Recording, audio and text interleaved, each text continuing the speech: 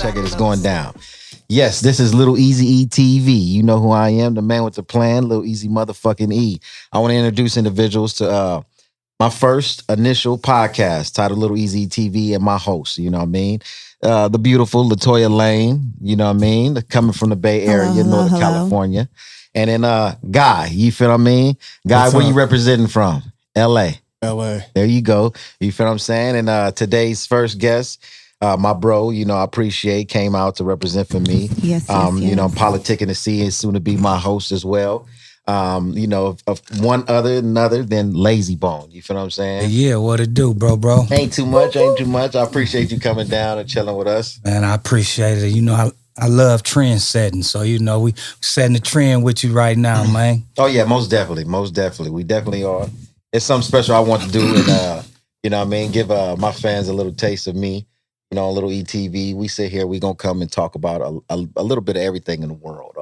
Most things I like, you know what I mean, I know I can sit here and share with you is, you know, my medical marijuana, you know, Rich and Ruthless. That's right. You know what I mean? So at one point in time, we're going to have a couple of different brands donate their, you know, their brand, their flavors, you feel what I mean? Different dispensaries, giving up packages so we can sit here and review. And I like to sit back, talk about sports, current events going on in the world, you know what I mean? Things that's happening, keeping it legit, and the things that we doing in our lives to sit there and advance and elevate in our lives, you know what I mean, for our loved ones and continuously with this legacy pusher.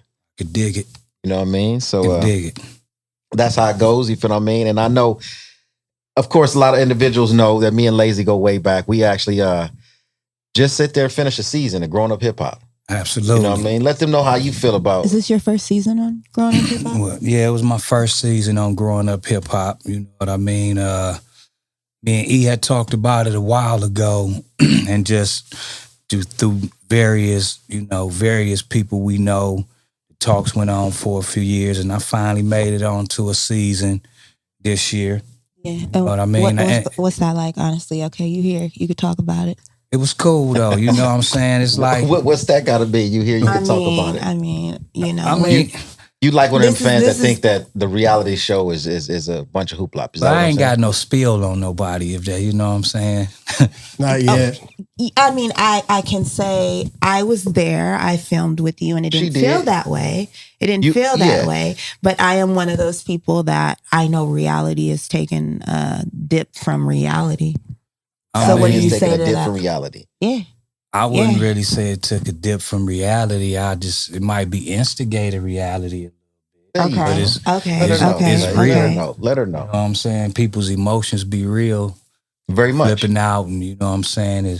Whether it's egged on or instigated or planted, however you might look at it, but it's still real. And that's what I tell a lot of people. There's a lot of people coming out and ask me, you know what I mean, is this, or was she serious when she threw the drink in your face?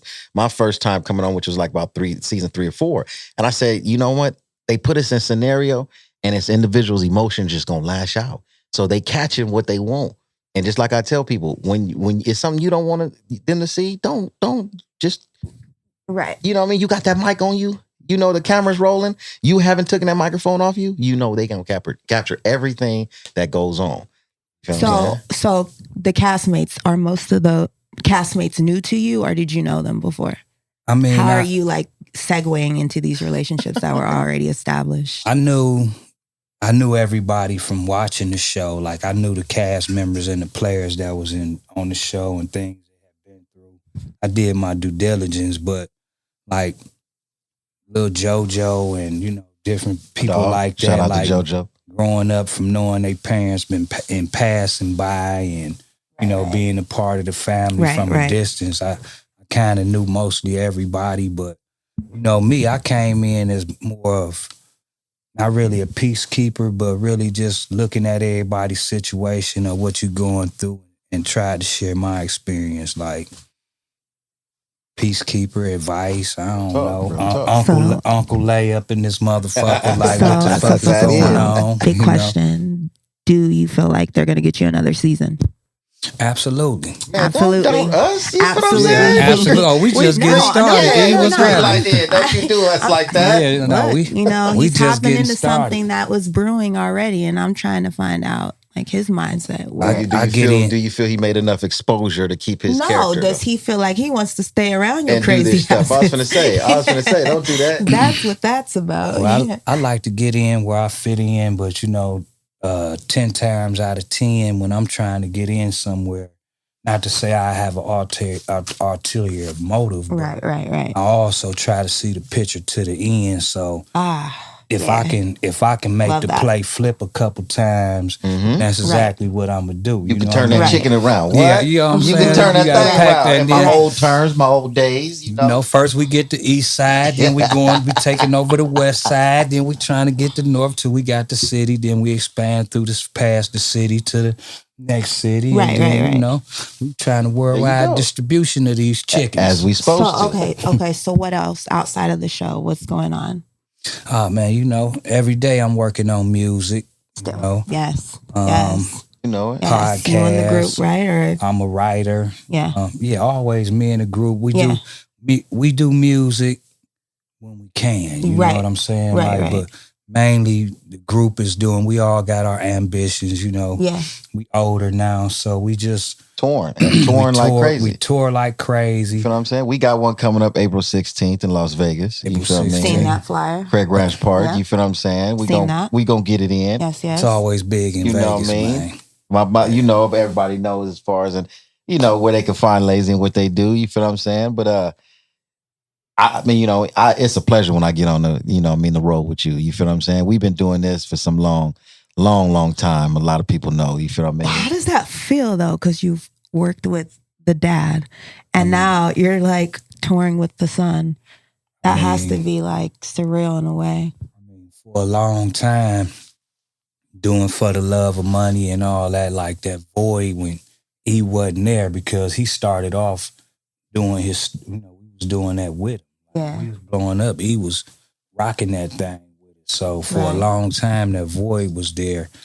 Then when he came of age and he started coming around, we like, do your dad part. And it felt like the void was gone, you know what I mean? So it's like rebirth through his son. He was right there with us, and then it just became something that was natural. Like that's what we expect to happen now. Like we just recently, of course, everybody know, we just recently did the verses. They gave me the blessing to come out there and represent Pops. I did the throw out, and I was like a dream come true. You feel what I'm saying? On the platform, you know what I mean, with Bone against 3-6 Mafia.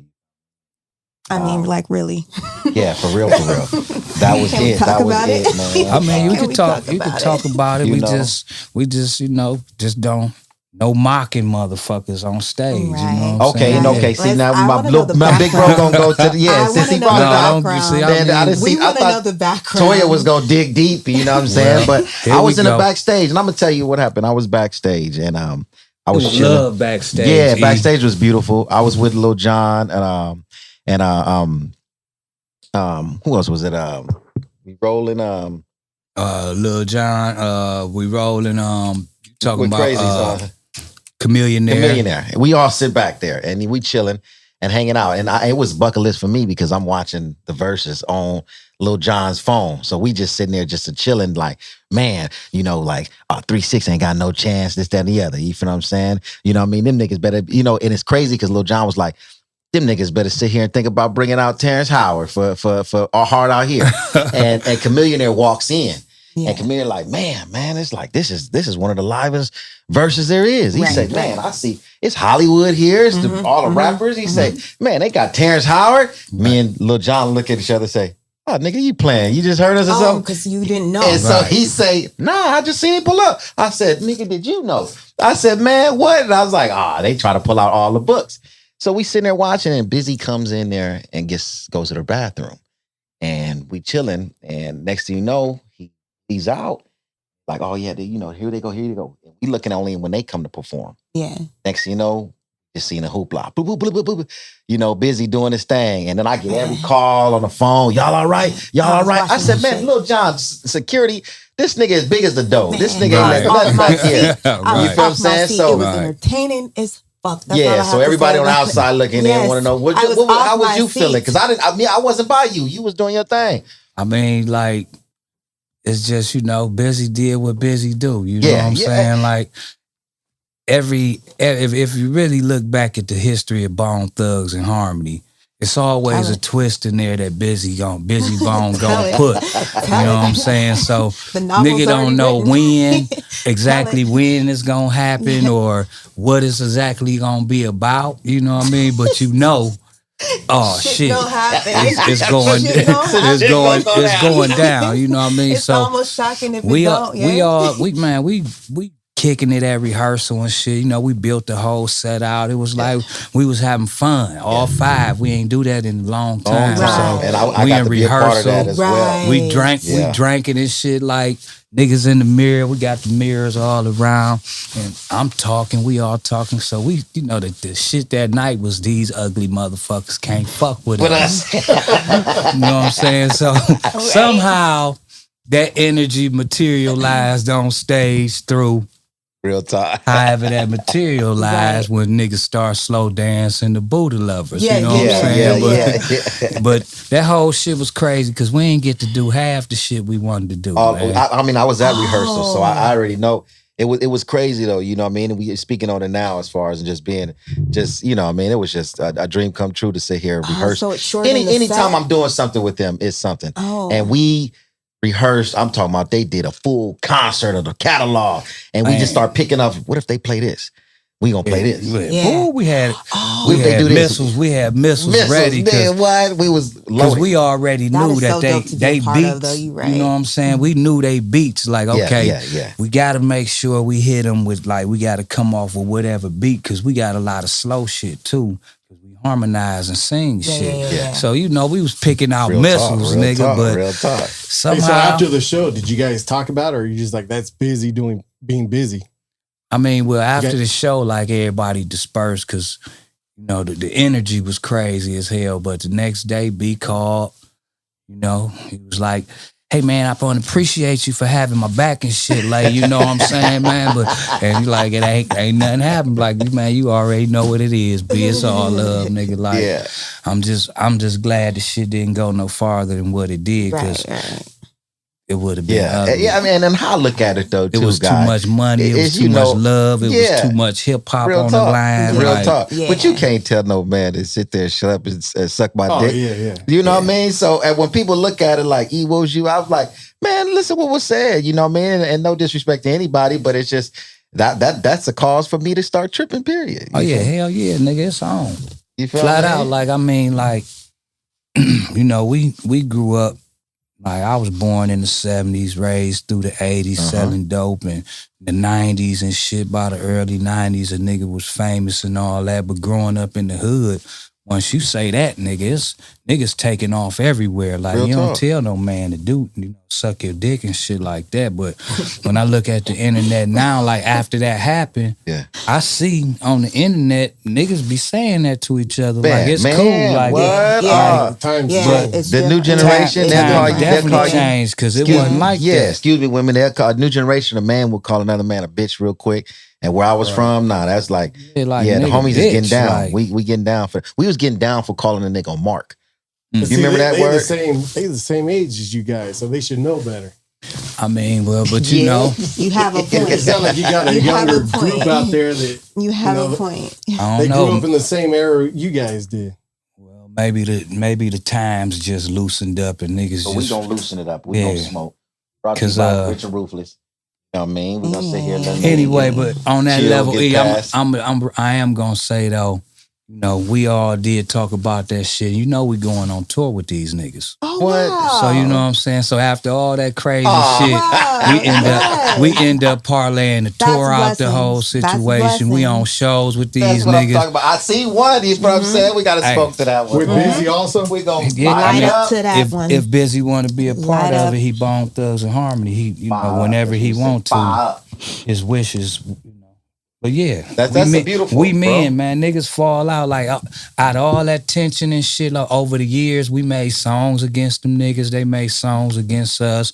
It was niggas bumping heads and friction throughout the years. That's what a lot of people didn't know. And Good thing that was all that bubbled up. You know what I'm saying? Right. Because we ain't know what the fuck. You know what I'm saying? Because we was. And that's what I try to tell people, bro. The industry made us rivals at one time. Yeah, they were beefing. So for us to come together and overcome that shit and then be able to still politic and be talking as black men like, exactly. Let's keep this shit going forward. Right. The shit worked. So Versus get much love from me because that platform is the most shit. definitely. Appreciate your Versus. Yes, yeah. yes. That was beautiful. Yeah. Yes, indeed. And then speaking of it, you got me thinking it's going back to the hood. There's some things going on back your way. A street naming? Man, yeah, dog. Talk about that, bro. You know, I see the stuff.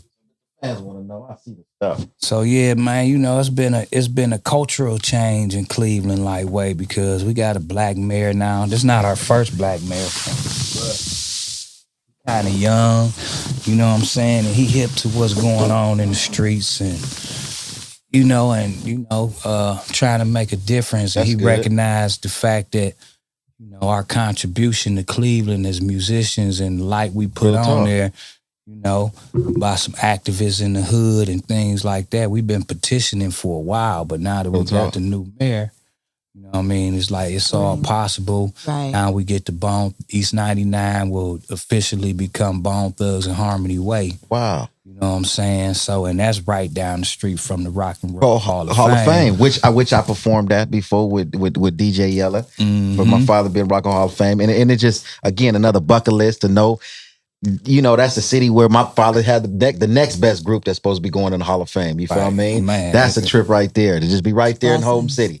Man, y'all got a free ticket. Y'all got a back door ticket. I feel so honored, man. You know, I'm excited though because it's like now we get the street name. Now, you know, at this point in the career, nigga want to do something for the community. So we gonna build that shit up, man, and try to put a hip hop Hall of Fame in Cleveland as well. So yes, indeed. So hip hop turn my old street where we sold dope at into, you know, the whole world need to come check it out. Real talk. I heard Crazy talking about that. Not everybody's for it. Mm-hmm. Crazy. I mean, well, it is on his post. You saying? Yeah, you know, people in the hood ain't for the street change. Not everybody's on board.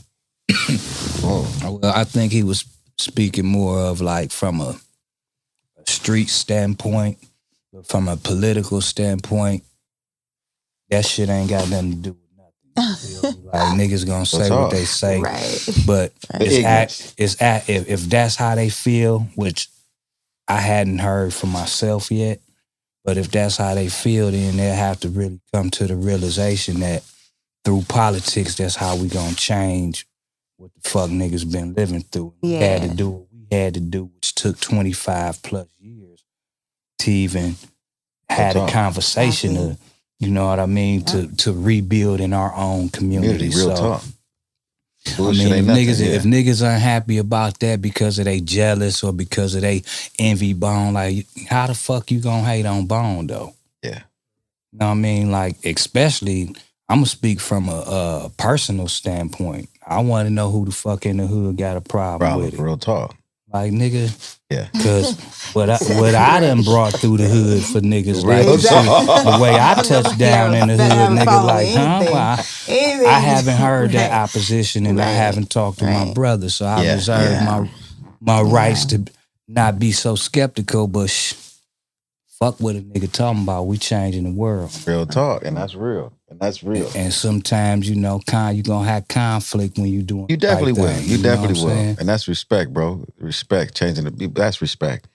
On all the monuments right there, which is well deserved, you know, from Bone. You know what I'm saying? And you know, I know the work you put in, you know what I'm saying? You had to go through a lot. I mean, you know, I look at an aspect and, you know, me and you joke around, and I joke around in my head sometimes, be like, man, you know, Layzie has pulling in the transition of playing my father's role with the group at times. You feel what I'm saying?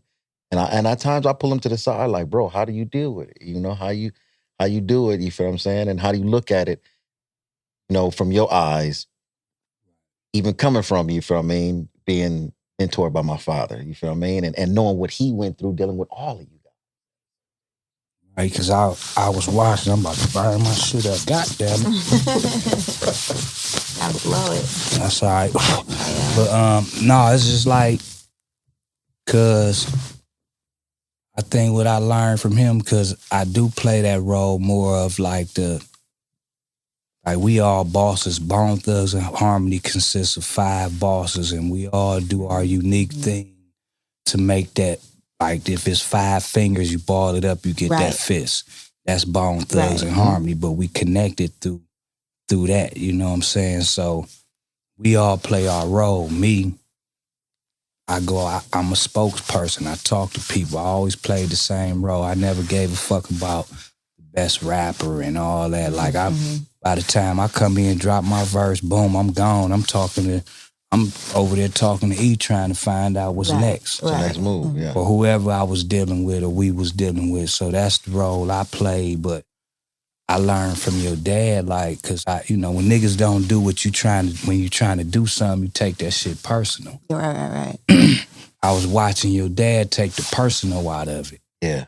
He was looking at it objectively, like, this is a plan, and I want the plan to work. So it ain't about how I feel about it. That is so important. It's what you do to keep the shit, exactly. Trying to keep the plan together. So I just accept niggas for who they are. Real talk, bro. Because when I look back at it, niggas the same niggas. Real, yeah.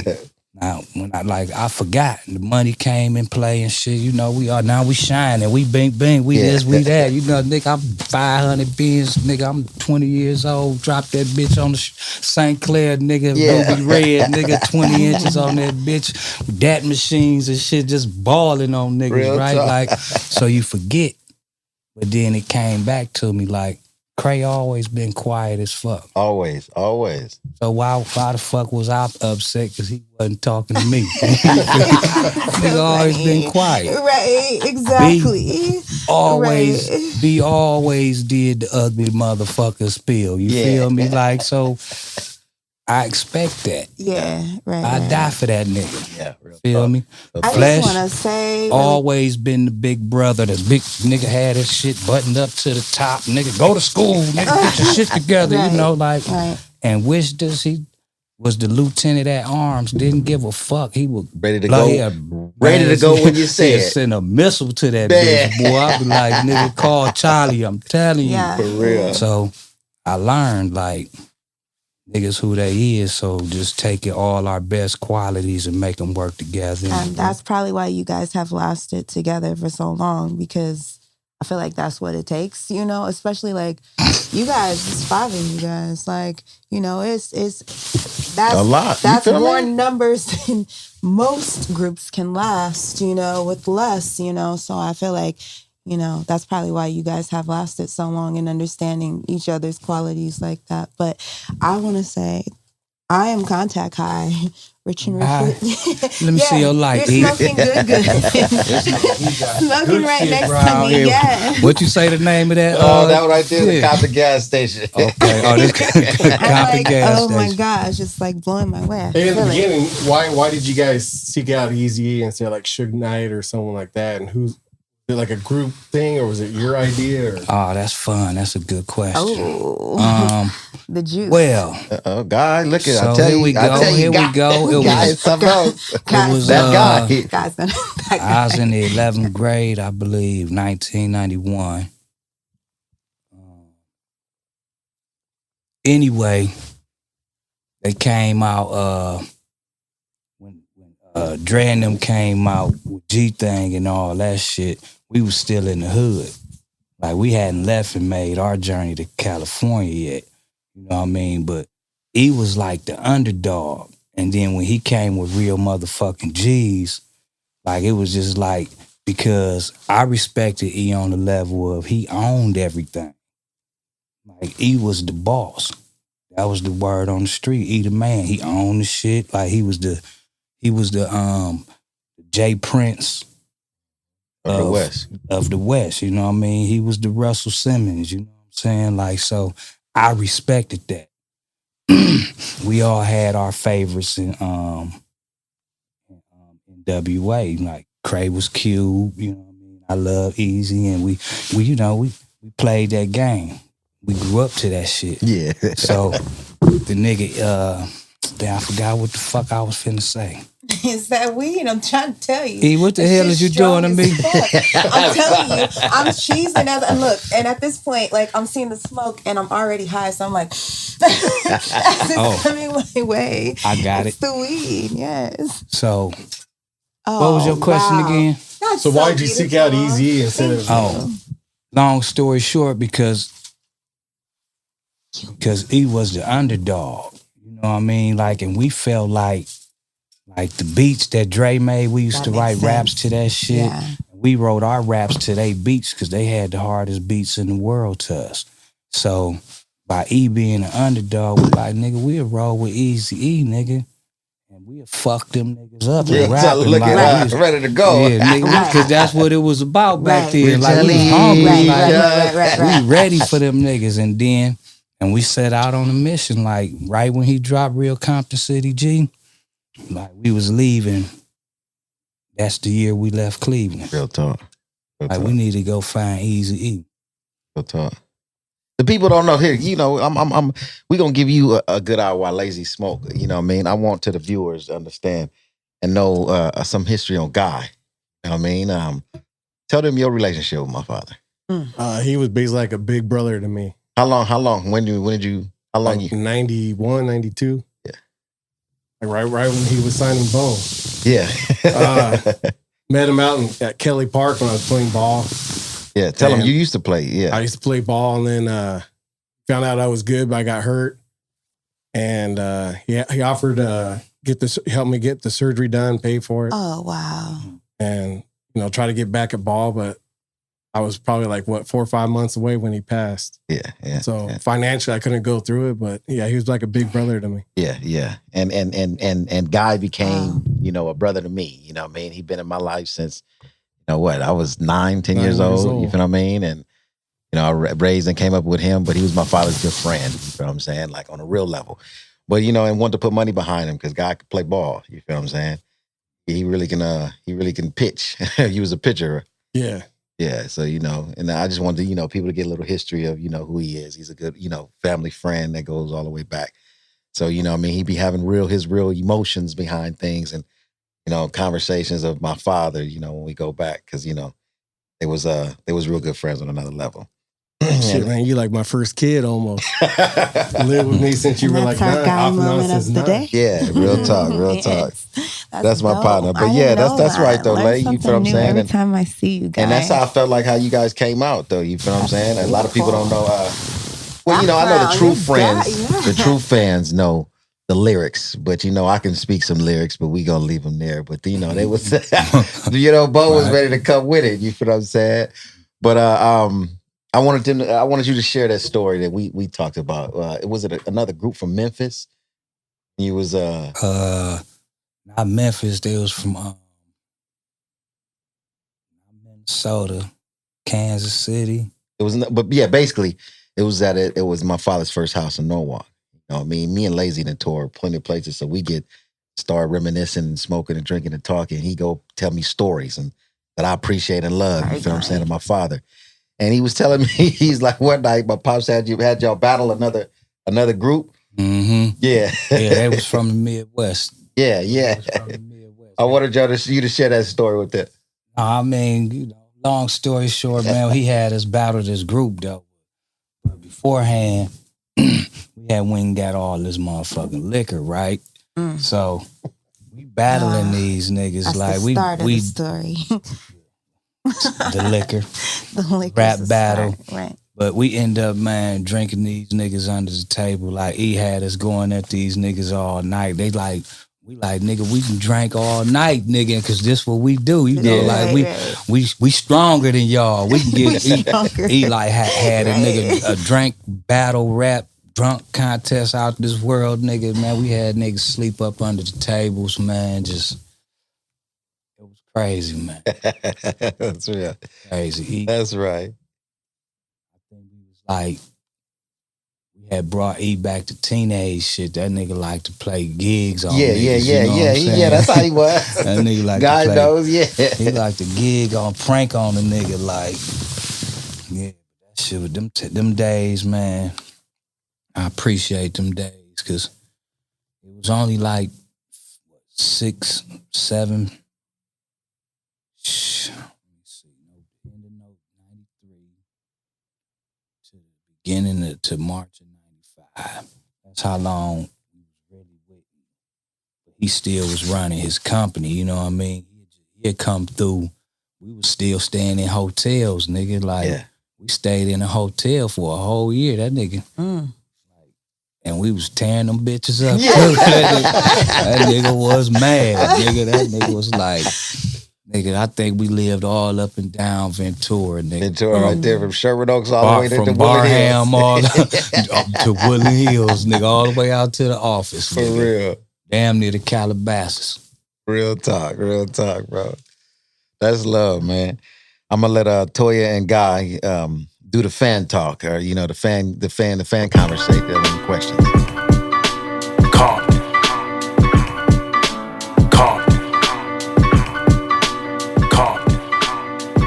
Getting money been the motherfucking model, yeah. Was 16 ducking hollow shells. My routine.